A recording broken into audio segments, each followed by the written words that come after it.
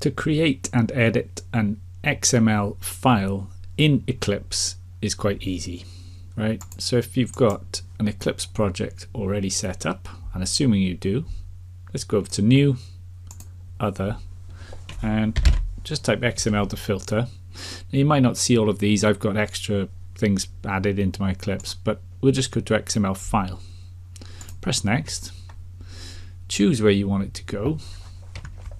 I'll just leave it as new file.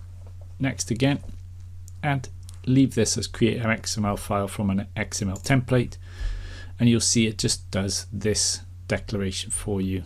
So that's nice and easy. Finish.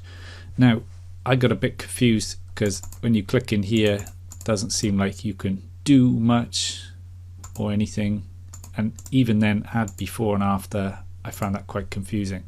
So the new file, if I find it here, right click on it, generic text editor, that's what I'd strongly recommend, and you can see from there you can put in your whatever it is you're working with. Okay, so, and you see immediately starts to correct and changes those errors. Hope you found it useful. See you soon.